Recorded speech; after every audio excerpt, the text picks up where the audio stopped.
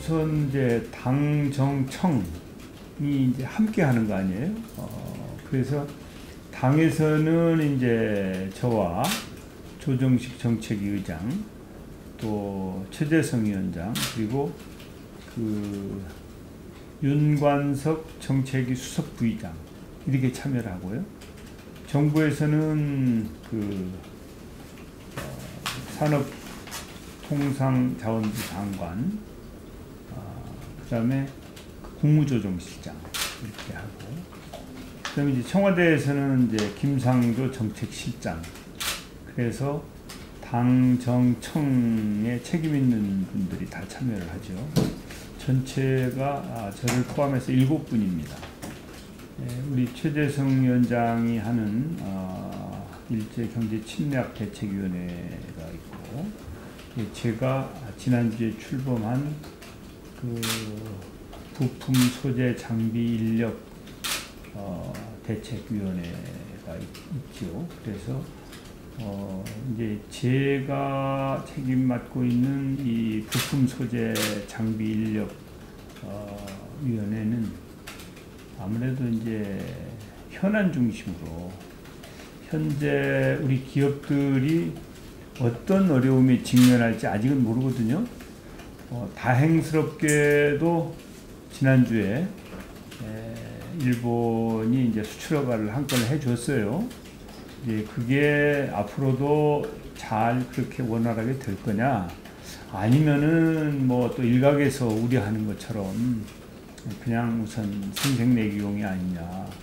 근데 뭐 저는 이제 앞으로 일본이 정상적으로 잘 이제 수출 허가를 내줘야 된다고 생각을 하는데, 혹여 이런 게 지연된다든지 또 우리 기업들이 어떤 위험에 직면할 수도 있죠. 그런 부분에 대해서 이제 우리가 즉시적으로 대응할 수 있는, 그래서 이제 그걸 저는 이제 닥터 헬기다. 어떤 상황이 벌어지든 간에 즉시 필요한 조치를 할 수 있도록, 그러면서 중장기적으로 부품 소재 자립을 도모하게 되겠죠. 이것이 이제 부품 소재 장비 인력 위원회가 하는 일이고, 새로 이번 주 출범하게 될 일본 수출 규제 대응 현안 점검 및 대책위원회, 여기에서는 이제 말하자면 그 관제탑의 역할을 한다고 할까요? 이 비행기가 잘 착륙을 해서 혹은 또 잘 이륙을 해서 목적지로 가건 아니면 또 어떤 목적지에 도착하건 하려면 이제 조종사도 훌륭해야 되고 활주로도 좋아야 되고 다 이런 시설과 인력과 장비가 필요하지만, 역시 그 사령탑의 역할, 관제탑이 제대로 해줘야, 그래야 이제 순항할 수 있지 않겠습니까? 현재 우리가 직면하고 있는 이런 문제들에 대해서 종합적으로 내려다보고 필요한 지시와 조치를 적시에 할 수 있는 그런 이제 관제탑의 역할을 하는 것이 현안 점검 및 대책위원회가 하고자 하는 일이에요. 그래서 어떻게 보면 서로 조화를 이루면서도 또 역할이 다른 그런 상황을 잘 관리해 나가겠다 하는 것이 저의 생각이죠. 이제 1998년이죠. 김대중 오부치 선언. 우선 아베 총리가 김대중 오부치 선언 정신으로 돌아가야 돼요. 그걸 존중하고, 그때 그 양국의 지도자들이 합의한 그 정신을 존중하고 계승하는 노력이 있어야 된다. 물론 우리 한국 쪽도 당연히 그렇게 해야 되겠죠. 그래서 원래 한일 간에는 이제 여러 가지 어려움도 있었지만은 또 아주 가까운 이웃 아닙니까? 일본이 싫거나 밉다고 그래서 또 우리에게 나쁜 짓을 한다고 그래서 우리가 이사를 갈 수가 없어요. 그렇잖아요? 일본도 이사 못 가죠. 그러니까 영원히 한일 간에는 가까운 이웃일 수밖에 없는 거예요. 지리적으로. 그렇다고 그러면 그 가까운 이웃이 서로 협력하고 잘 지내야지. 반목하고 갈등하고 하면 다 손해죠, 서로가. 그렇기 때문에 한일 간에는 좋은 관계를 만들어 가야 된다. 근데 그 출발점이 김대중 오부지선입니다. 그 출발점으로 다시 돌아가야 되고, 이제 그 이후에 양국의 지도자들은 어떤 어려움이 있을 때는 다시 그 정신으로 돌아가서 그 어려움을 극복하는 노력이 필요하다고 봐요. 그래서 한일 간에는 이제 양국 정부 간의 대화, 외교적인 노력 이런 게 절실하다. 사실 정권은 유한하잖아요. 아베 총리가 뭐 언제까지 하겠습니까? 죽을 때까지 하는 거 아니잖아요. 정권은 유한한데 일본은 계속되는 거 아니에요. 그리고 또 아베 총리의 생각이 일본 국민들의 생각은 아니에요. 거기에서 바른 목소리도 나오고 있잖아요. 아베 총리의 그런 그 결정이 적절한 게 아니다. 이것은 말하자면 경제 보복 같은 거다. 이렇게 진단하는 양심 세력도 있고, 또 최근에 그 아이치현입니까? 거기서 소녀상을 전시하다가 이틀 만에 철거를 했잖아요. 거기에 대해서 일본의 양심적인 문화예술인들은 이거 잘못됐다고 바른 말을 하고 있는 거 아니에요. 그래서 이제 우리 국민들도 아베 총리만 보지 말고 일본 국민도 보고 일본이라는 나라도 보면서 우리가 적절하게 대응을 해야 된다. 그래서 결국은 오부지 김대중 선언으로 돌아가면 그러면 해결책을 찾을 수 있다. 이렇게 저는 생각을 해요. 또 다른 한편으로는 한일 간에 국제 분업을 잘 해왔거든요. 국제 분업을. 어차피 지금 세상은 어떤 한 나라가 모든 걸 다 하는 것은 불가능한 거예요. 국제 분업을 잘 해왔는데 지금 아베 정권이 그 국제 분업 질서를 깨버리려고 하는 거 아니에요. 그리고 글로벌 밸류 체인도 무시하는 것이고. 이것은 아베 정권이 제자리에 돌아와야죠. 그리고 경제 논리를 완전히 무시하고 정치 논리만 가지고 경제를 이렇게 협력 관계를 망가뜨리는 것은 정말 잘못된 일이에요. 우리 국민들이 보통 국민들입니까? 우리가 IMF 외환위기를 맞았을 때도 국민들이 뒷받침을 해주어서 김대중 정권이 그 위기를 가장 세계에서 빠른 시간 내에 극복을 했잖아요. 그래서 세계인들이 야 정말 코리아 대단하다 하고 존중하고 어떻게 하면 한국을 본받을까 이제 그런 생각을 하는 게 우리 대한민국 아닙니까? 그 중심이 국민입니다. 그리고 이제 박근혜 대통령과 관련해 가지고 최순실 사태가 있을 때도 촛불 시민들 국민이죠. 국민의 힘으로 그걸 바로 잡고 이제 정권을 교체를 했죠. 거기에 대해서 세계인들은 깜짝 놀라는 거예요. 응? 이 촛불 혁명이 단 한 건의 그 불상사도 없이 그야말로 시민의 힘으로 정권까지 교체되고 잘못된 것을 바로잡았다 하는 것에 대해서 아주 경이로운 눈으로 쳐다보는 것이거든요.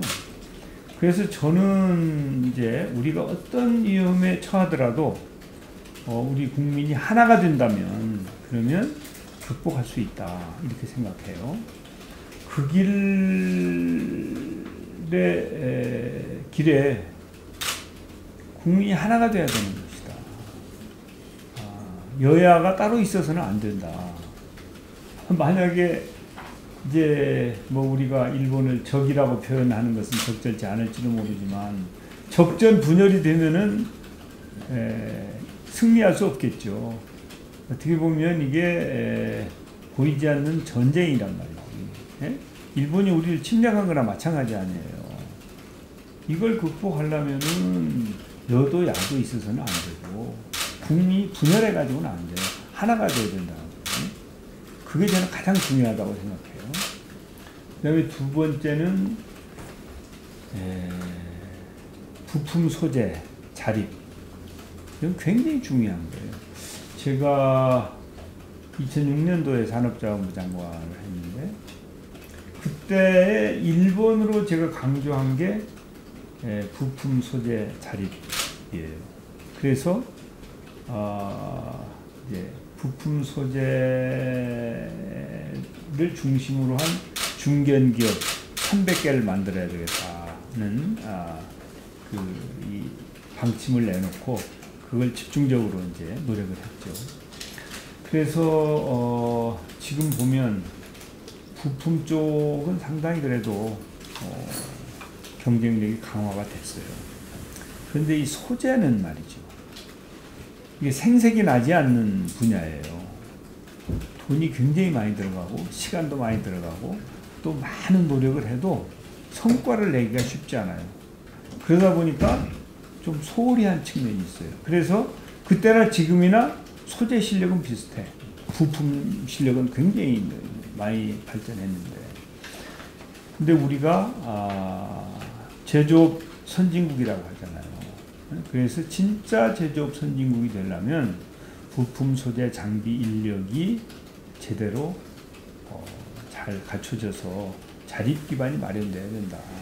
이것은 미루면 미룰수록 손해다. 그러니까 차제에 부품 소재 장비 자립 기반을 확실하게 만들자. 그 다음에 세 번째는요. 일본이 말이죠. 이제 경제 전쟁을 우리한테 걸은 거 아닙니까?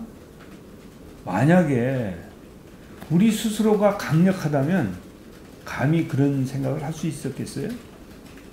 제 말씀은 경제적으로 일본이 우리한테 가지고 있는 강점이 있으면 우리도 일본에게 강점이 있어야 되는 거예요. 그러면은 저렇게 쉽게 저렇게 함부로 못하죠. 그런데 일본이 우리한테 가지고 있는 강점에 비해서 우리가 가지고 있는 강점은 약하다는 거예요. 그러니까 저렇게 우리를 얕보고 저런 짓을 하는 거 아니에요. 그래서 스스로 강해져야 된다. 스스로 강해져야 된다. 그래서 이제 서로 그 물고 물리는 또 서로가 필요한 관계가 돼야 되는 건데, 예? 어떻게 보면 이제 이게 한, 중, 일이 서로 이렇게 밸류 체인이 만들어졌다고 할까? 이렇게는 볼 수가 있는데, 양자 간에, 한일 간에는 이제 우리가 가지고 있는 강점이 일본이 가지고 있는 강점에 비해서 훨씬 약하기 때문에 일본이 우리를 무시하는 겁니다. 그래서 자강해야 된다. 우리가 스스로 강해져서 우리도 일본에 대한 강점을 확실하게 가질 수 있어야 된다. 지금도 우리가 가지고 있는 강점도 일부 있긴 해요. 그렇지만 비교해보면 상대적으로 작단 말이지.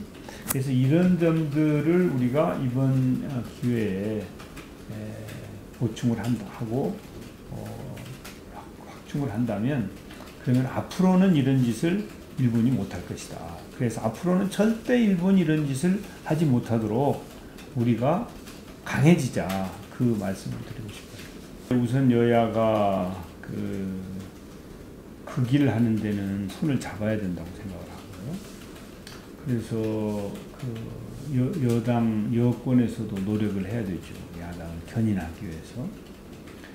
그리고 이제 국민들께서 뭐 이렇게 분노하고 하도록 막 부추길 필요는 없지만 국민들께서 스스로 일본에 대해서 분노하고 어떤 그 조치를 취하시는 것에 대해서는 그것은 그냥 존중하면 될 일이다.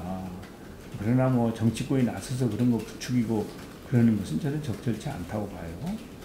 그리고 이제 가능하면 빠른 시간 내에 사태를 수습해서 우리 기업들이 정상적으로 경제 활동을 할 수 있도록 해주는 것이 그게 이제 우리 국민을 위하는 일이고, 국민이 불안하고 힘들면 안 되잖아요.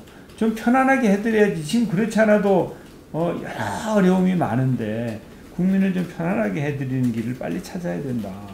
그래서 외교적인 노력도 열심히 하고, 또 그것은 정부뿐만 아니라 정치권도 적극 노력을 해야 되죠. 소통하고 대화하는 노력을. 일본이 혹시 지금까지는 일본이 잘 호응을 안 하고 있지만 일본도 호응할 수밖에 없어요. 왜냐하면 양쪽이 다 손해니까. 그래서 길을 찾아서 빨리 국민을 편안하게 해드리는 게 옳다. 그러나 다른 한편은 우리가 와신상담하는 자세로 스스로 강해져서 다시는 일본이 이런 짓을 못하도록 해야 된다. 그 이제 결기, 이것은 절대 흐트러져서는 저는 안 된다고 생각해요. 이제 그러면은 이제 우리 기업들도 힘들고 국민들도 피곤하죠. 그리고 그게 소모적일 수 있기 때문에 바람직한 것이 아니죠. 그래서 가능하면은 빨리 정상화되도록 노력을 하는 게 우리가 해야 될 일이라고 생각해요. 그러니까 지금 뭐 종로로 나가고 안 나가고 그건 사소한 일이죠.